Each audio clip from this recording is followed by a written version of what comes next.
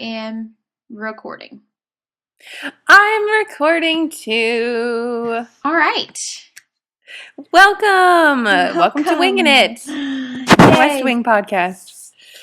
Oh, man. So much going on, guys. So much going on in the West Wing world, Wingin It world. There really is. This is episode 17? 18. Is it really? 18 years old. This is episode 18. 6 meetings before lunch. It could vote. So, can't believe we're already this far into it. We have received a couple comments about people loving that we sing the intro. So, really? And I said a couple, like literally 2. But we haven't received anybody saying stop it. So, we're gonna keep going. Let's give the people what they want. Wait, give me a starting pitch. Wait, it what? You just go without me. You got to give me a starting pitch. Okay, all right. Well, are you ready? Da da. Yeah. Da da da da. Da, da, da. Yeah. Oh, Sally, it's higher than that. It's so bad, but it's so fun. So, I hope that didn't just invite the haters to be like, oh, I should say something. They should stop that.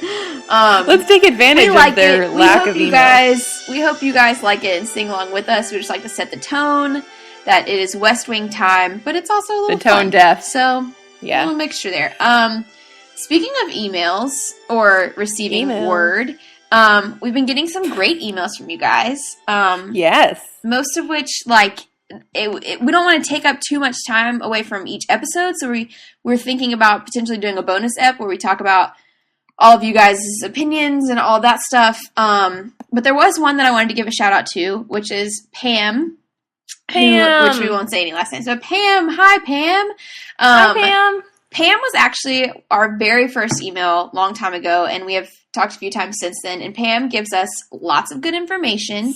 Such good stuff. And I wish that we had time to just we would just read all of Pam's emails.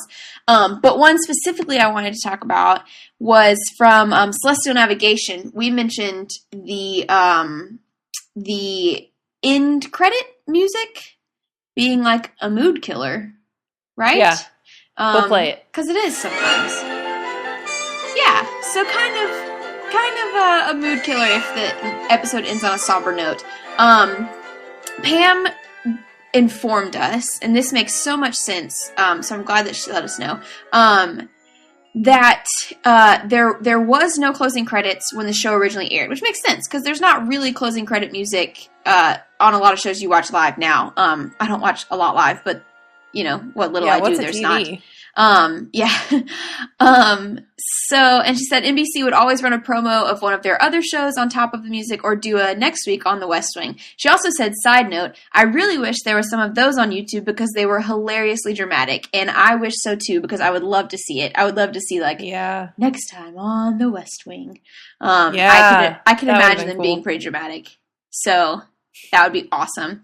So anyway, so she's saying that then when they put it together for DVD, they just sort of slapped this piece of music on there, and people weren't really thinking about this will be binge watched, or TV wasn't consumed how we do it now, so it wasn't that big of a deal, and they didn't realize how it would sound when we're doing our Netflix watching. So pretty interesting. Yeah. She also said it was originally intended to be the opening credits music before they decided to have Snuffy write something more stately. So, it's definitely good more to know. stately. I thought that was fun info. I like that little trivia, and it makes total sense that it wouldn't have been that big of a deal, because we're like, what are they thinking with this music? But they weren't thinking. It didn't go with it. Yeah. So they were just filling in the gap. Yeah. Pam is full of lots of other information too. So hopefully we'll get to do a bonus episode and just share a bunch of her very good thoughts. Yeah, so if you guys ever want to, send us your thoughts, your feelings, your letters to the editor of random facts that we got wrong or things that you think we should know, because there's plenty of room for that, to TheWestWingPodcast at gmail.com. And we love reading them. We love reading them. We will respond. We try to respond to everyone. sometimes it might take longer, but we like talking to you guys. So keep them coming, and then hopefully we'll soon get to do a bonus episode where we can kind of chat about, because a lot of times you guys don't agree with us, but like point out things that we might not have thought about, and so we would like to share that with the world. So yeah, write us in. Totally. Should we dive in? Yeah, I think so. I guess we should start with the TikTok, which is kind of sad because I just spent a lot of time talking, and now I'm going to keep talking. Sorry, everyone. I'm not even in this episode. Andrea's guys. Here too. I am here. This is like Horton Hears a Who. We're here. I exist. I'll do quick TikTok. There's not a ton of storylines in this. Quick tick. Mendoza gets confirmed. Hooray! Pomp and circumstance. Exciting. Mallory is mad at Sam over position paper that he wrote. Shocker. Yeah. And Josh is talking to a nominee for, I think he's for an assistant attorney general about slavery reparations. So that's a fun, exciting time. And Zoe is at a party where a drug dealer that is also her friend gets busted, and she's there, and it's a big deal, and there's reporters asking her questions, etc., etc.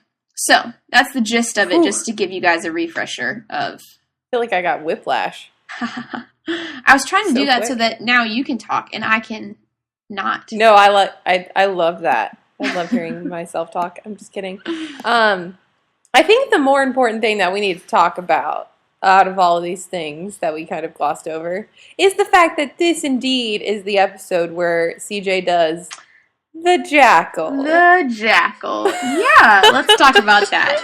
That's pretty important. Oh, do you love the jackal? I have weird feelings in my heart when I watch it. Like I don't really know what's going on. Had a PhD in street strut. They called him the jackal.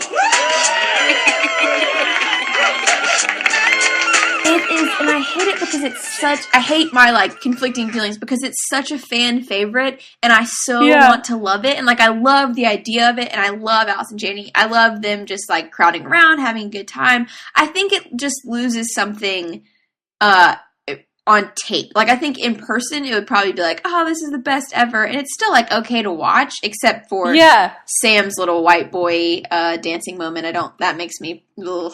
That's never good. But I don't know. Don't kill us, guys. I still love the idea. Some people don't know that was written in because that's something that Alice and Janney actually did on set. Right. Once. And so Sorkin loved it so much he wrote it into the show, which is why it makes no sense whatsoever. Yeah, and I think, like, that's what I like about it. Like, I like that sort of, like, it's almost like a behind the scenes, like, it's just like a little something fun for, like, the fans and, like, whatever, but when I'm actually watching it, I'm like, oh, this is cool, but, like, I don't really get it, I think. I don't know. Yeah. I feel so terrible about it. It's okay. No, I'm with you on that. The song is by Ronnie Jordan. It's a real song. I don't know.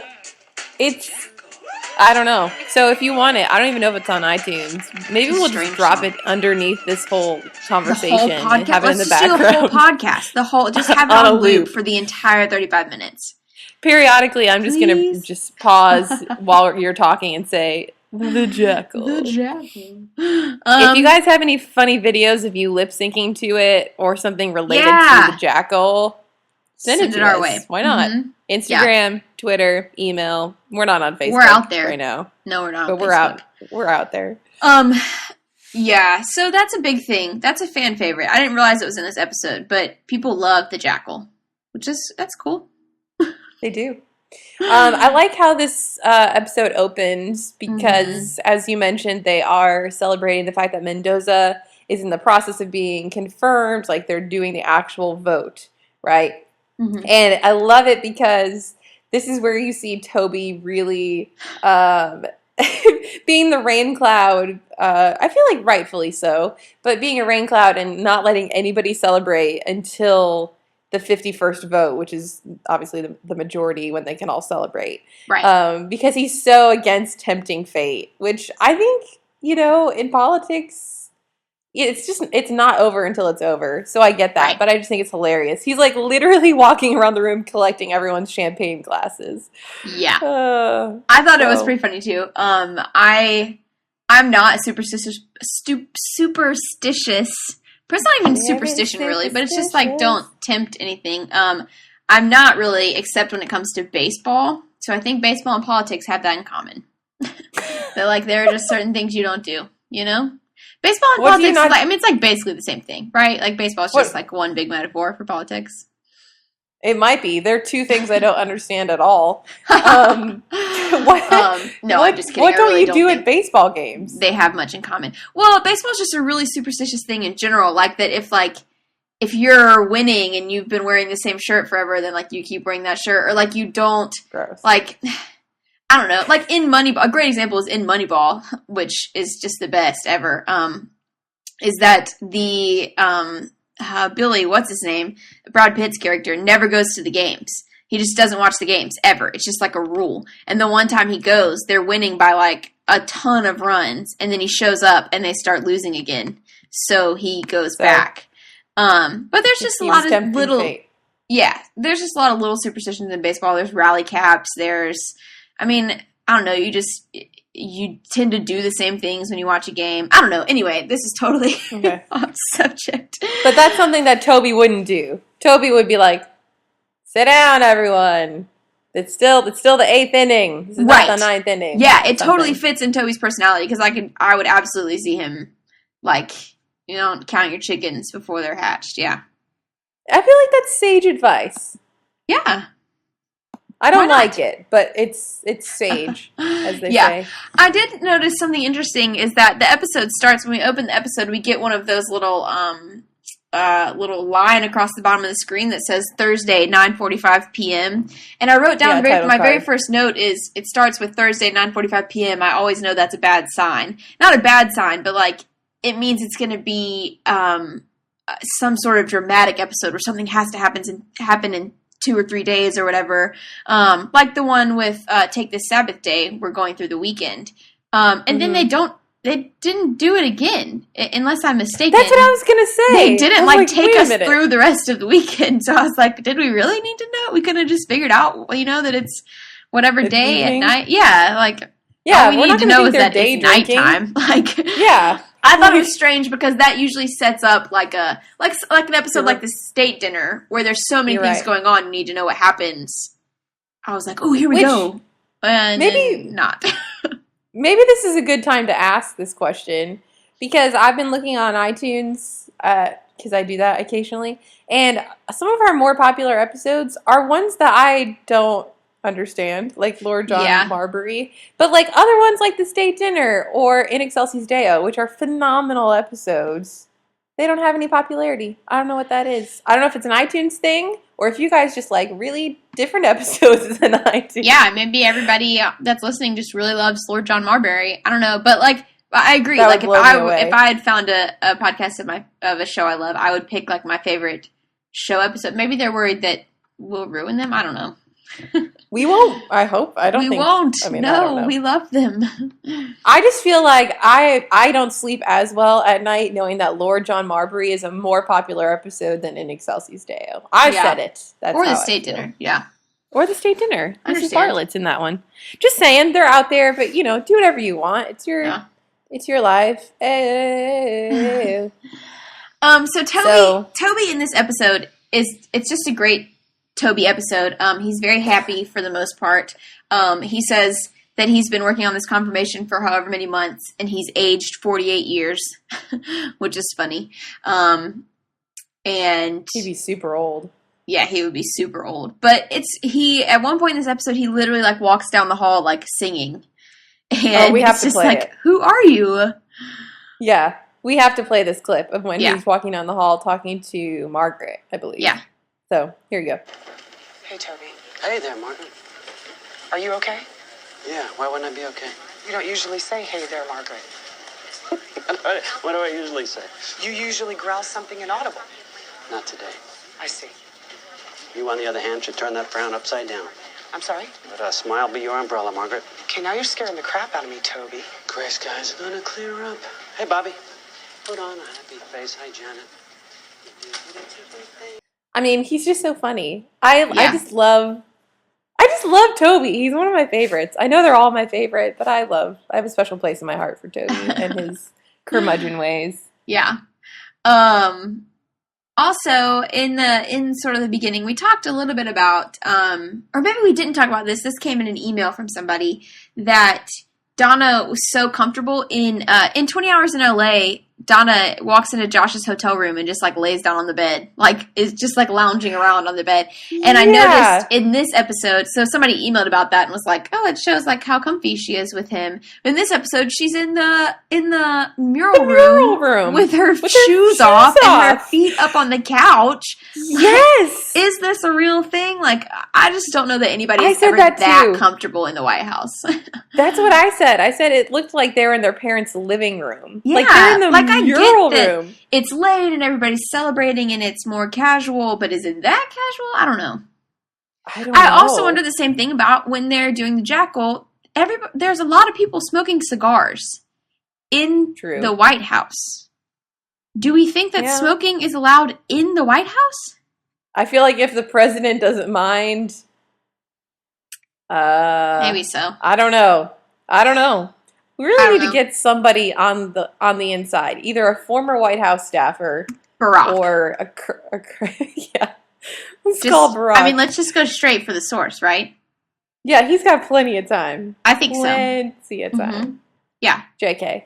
But really, he would be the ultimate source of information for. I mean, maybe he'll stumble upon this after he's done, which you are, because as we established, you have plenty of time. If you're listening. Tell us if you're allowed to smoke in the White House, please, sir. He's allowed to do whatever the F he wants. But do you think, really, there's not a rule that says you can't smoke in the White House? I'm pretty sure you can't, but I'm also pretty sure that, like, I guess, like, who's going to stop it, leader really? Of the House. Yeah, I don't know. There's some smoking things with Bartlett throughout the series. It was just odd that they said that in there. Anyway, I was just like, can you do this really? Because another thing, they order food all the time in there, and Cal Penn, who was in Harold and Kumar, and many other things, he like has worked, I think, with the Obama administration. He does a lot of political work. I'm totally butchering like what he does, but he's an associate director of something. Now I'm looking it up. He's an associate director of something for the Obama administration. And when they were in there, like his very first night, they worked until 11. And he was like, let's order Chinese. And they're actually not allowed to order food into the White House. Wait, what? Yep. Well. So the West Wing has just led us completely astray. I really thought they were ordering Chinese food all the time. Yep. So how about that? I'm so disillusioned. Like, well, I guess somebody could like try to poison it or something. They'd have to. Yeah, it'd be like really, really hard to control. So just easier to say like no go. Let's talk about the Mallory and Sam thing. Yeah, let's talk about that. So Mallory's mad at Sam, which I feel like she loves to do. It's like her favorite pastime. Yeah, she keeps making jokes about like or they keep making references about the fact that like they're not dating yet, or they haven't even gone out yet. Yeah, and so it seems like Mallory, you're being a little needy. Not needy. Needy's not the right word, but like high maintenance. You're putting a lot on this dude that you're not even dating yet. Like, yeah, this kind of being upset is reserved for like at least I don't know, like 10 dates in, probably. Yeah, probably more. It's probably more. It's too much. I said that she needs to stop harping on him, especially because they haven't gone out yet. That it always seems to come at a bad time, which I guess there's never a good time really at the White House. But it seems like it's particularly bad moments where they're trying to like have a good time, and here she is like coming in and talking to him about school vouchers and a position paper that he wrote eons ago, and it's just like. Really, girl? That's your game right now? That's how you're going about this? Yeah, it's just like, that was my thought. Like, that's your game. Like, I don't know, like, when you're first dating a dude in the real world, you're actually trying to, like, impress him. Like, you're trying to be, like, charming and fun and, like, you want to put your best foot forward. And she So did ask him to is the opera. this the Like, first that was a thing? good... Yeah. That was a good thing. But I just feel like generally she's kind of argumentative. But I did think it was really cute. I mean, if you follow the storyline throughout the episode, where she like makes an official appointment to meet with him to discuss his position on school vouchers because she's a teacher and she's very passionate about this. And so he like engages with her in this long debate about school vouchers. And then come to find out at the end of the episode that Leo obviously gave Mallory the position paper trying to like just mess with them. And at first Leo's just like, I did it to mess with you guys, but now you're just annoying. But also he's like, you know what, Mallory? Sam isn't for school vouchers. Yeah. And it turns out Sam was just like arguing with her for no reason. Yeah, I thought that was really funny. Other than like the way she handles it, the actual storyline is very cute because Leo, like while they're doing the jackal, he tells Sam, I don't mind you dating my only daughter, but you can't expect me not to have some fun along the way. Right. And so he's done this like totally on purpose. And then even better, she comes into his office because she's like, Sam wants to go to lunch. I have to ask permission before I have lunch with fascists. And then when Sam says that, Leo's like, oh yeah, okay. Like at first he's like, you need my permission. Then he's like, oh no, wait, you do if it's a fascist. But it was very funny that like he didn't even. She's like, he's pro school vouchers, and Leo's like, no, he's not. Yeah, it was cute. Man. Yeah, I do like the storyline in general, and I love it because doesn't Sam? I think this is where he says it, where he says that he's like taking over, right? Yeah, no, he says it. Yeah, he says it in his office. He's like, you're not doing a very good job of this whole like us dating thing, so I'm taking over. And then she's like, no, you're not. And then she just leaves. I thought, so cute. Anytime that was really cute. And Sam that's a good thing. I like his line at the very beginning when we're starting this, when she's like, I want to talk to you about your position paper. And he's like, what position paper? And she's like, don't play dumb with me. And he says, I am dumb. Most of the time I'm playing smart. Which I think is very true to this character of Sam. Like, I mean, I don't actually think he's dumb, but like it just plays into his sort of like, I don't know, spaciness. He's very affable. Yeah. Mm-hmm. So that was funny. I like him. Yeah. Oh, then Mandy wants to get a pandy. Yeah. Oh, Mandy. What in the world, Mandy? Oh gosh, I wonder what she thought when she saw this in the script. She's like, really? First, all of America doesn't like me, and now I'm gonna be asking for a panda bear. I know. I wonder how sad it was for her to like realize that like people hate the character. You know, it would be a bummer. I know. Like this show is so successful, except for you. We had somebody on Twitter say that they just pretend that Mandy gets shot in. Ooh, I guess I shouldn't say anything about that, but okay, earmuffs. I'm assuming people have watched, really, but earmuffs if you haven't. That they assume that Mandy gets shot in the last episode, and then nobody ever notices, and that's what happens. Other fans. Oh my gosh, that's a very violent thing to say. You know, I wouldn't be mad about it. But other fans note that she has gone to Mandyville, which becomes the endearing term for characters, which there are a lot of them that just disappear on the West Wing. Yeah, it's a revolving door. Yeah. You know, they come in and they come out, and sometimes it's not a very loud exit. Yep. Which I think I like those types of things. So. Yeah. So Mandy wants to get a panda bear. I was whatever about this storyline. You know? It's kind of dumb. Does anybody, any listeners, if you feel really strongly about this panda bear storyline, let us know. Maybe there's some bigger metaphor that we're missing, but like, I really don't think so. I liked it because Josh had this, when she finally goes to Josh to say, like, I think we should get a panda bear. He says, you say that now, but I'm the one that's going to end up feeding it and walking it. Yeah, that was a great line. Oh, Josh. And then Joshua plays her and passes her off to Toby, even though obviously Toby's not going to be interested in this. And ruins his mood. Like, of course. Like, this is the best mood that Toby's been in the whole series so far. And what happens? Mandy ruins it by asking for a panda bear. As she does with all things. She ruins But she all got the played. Things. Yes, she did get played. Good job, Josh. So Mandy's storyline, whatever. CJ, Danny at the beginning of the episode comes to tell CJ, which first he walks in on her and she's sort of like still dancing from the jackal, which is cute. And he's just like watching her like, oh. And he tells her that he has a police scanner. He has a funny moment or she says something like, you're the president of your AV club. And he's like, actually I was the vice president and I don't like to talk about it. I like that line a lot. Nerds unite. And he gives her the heads up about this dude being arrested at some sort of college party. Yeah.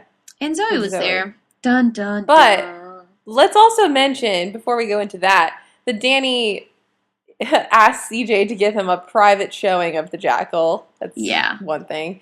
And he said, he reminded her that she's secretly in love with him. Yeah. Like, he's just ballsy. He's such a stud. He's so ballsy, great. But he's also, like, he but like, not creepy. Yeah, he's just ballsy enough, which, like, there's no way to teach that. Like, so guys are like, how do I be ballsy but not too in your face?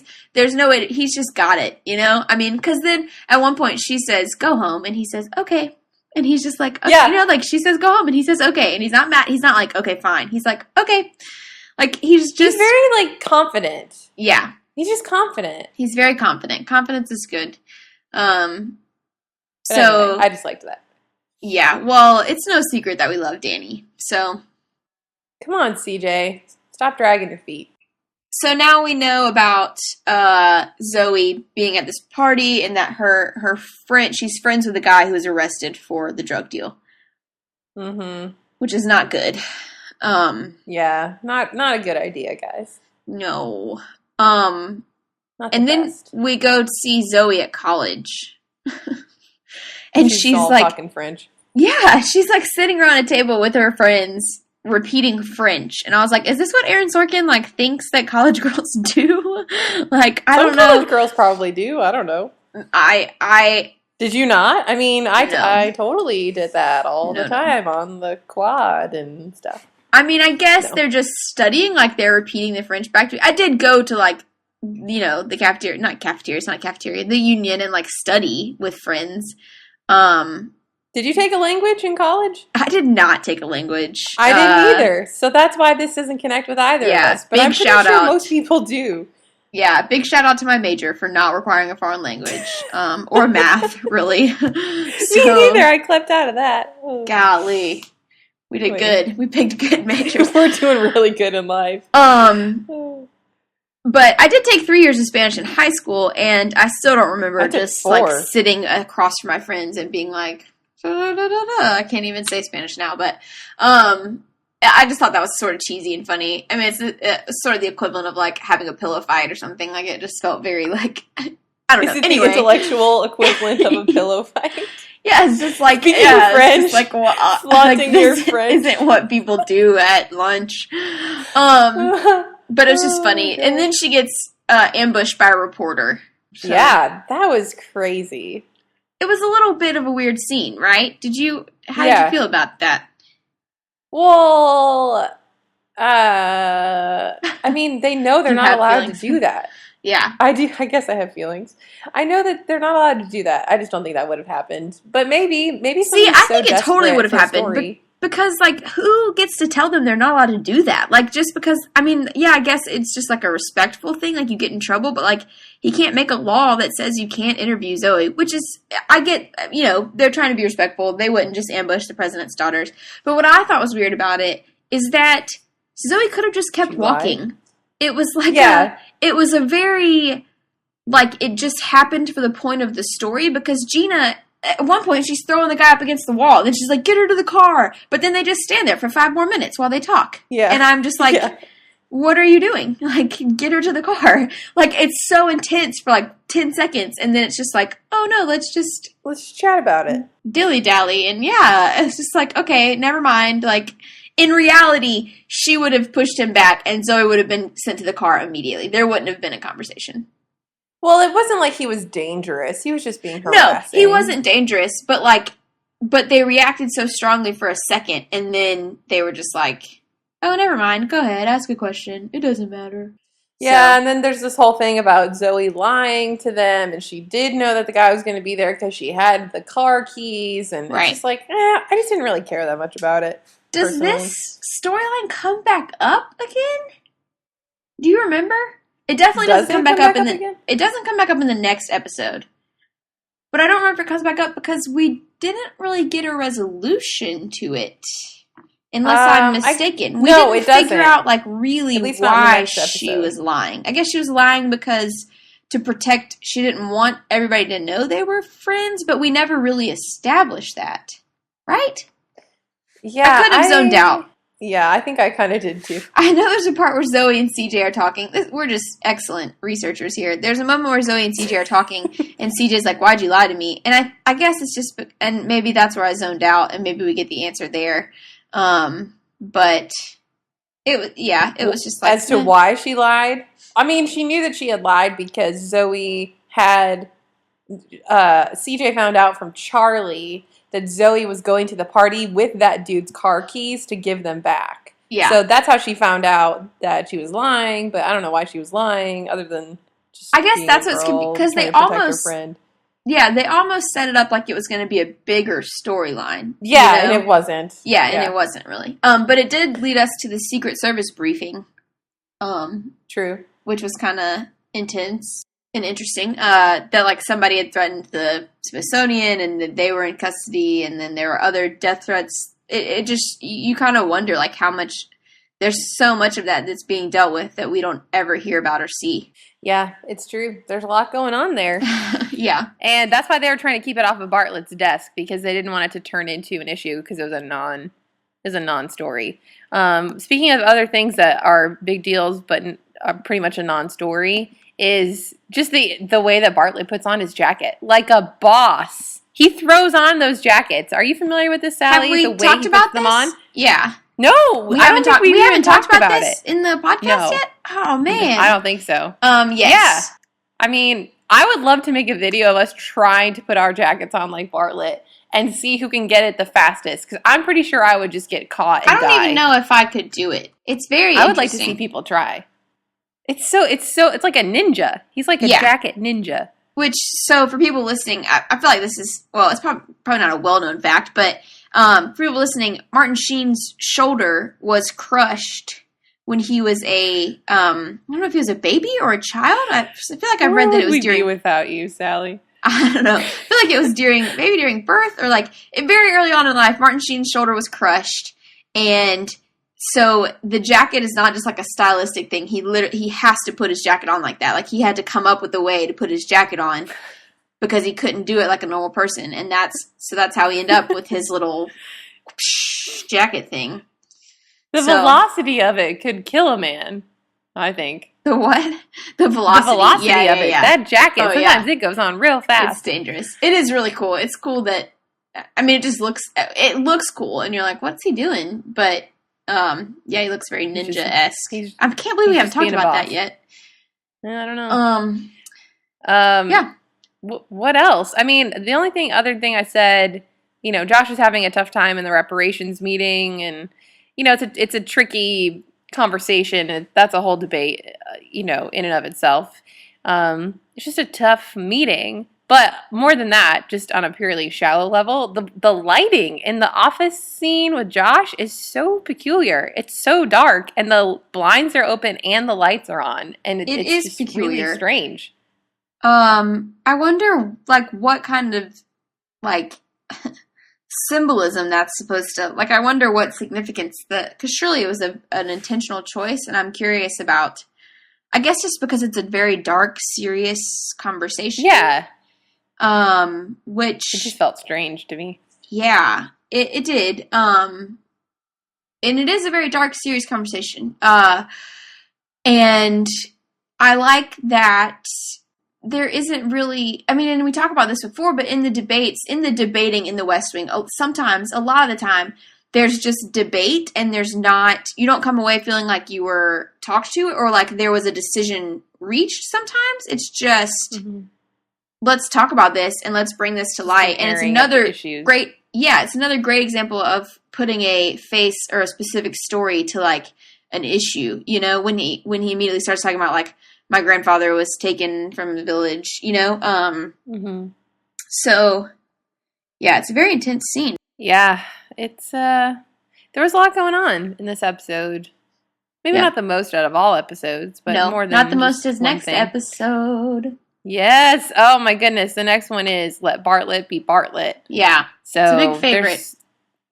Other things we need to mention from this episode is that Sam's middle name is Norman. Yeah. So just, you know, we all have our enjoy flaws. that. He didn't name himself, so don't hold it against him. And Zoe also kisses Charlie in the middle of the hallway. Yes. Which is weird. I wrote that down. You didn't like it? It's not that I didn't like it. I think it puts Charlie in a bad position. I mean, he obviously didn't mind it, and, like, it would be a big deal. Not a big deal in real life, but, like, Charlie works there, and, like, he's got to be, like, a little bit serious, you know? Yeah. So, yeah. I didn't, like, hate. I didn't really have strong feelings one way or the other, but I was just like, oh, I don't know if I would like that in my office, you know?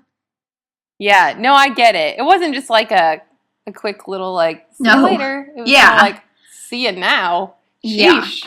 Yeah. I just said, like, get yourself, girl. I like that. Yeah. But totally in real life, I'd be like, oh my gosh, no. Yeah. Charlie has to work there. No, this is where I work. Yeah.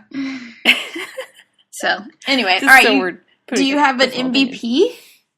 I did, actually. I thought about this in advance. Can you believe it? I picked Sam. I picked Sam as my MVP. The whole thing with he and Mallory, and with, I don't know what else. I just picked him. That's fair.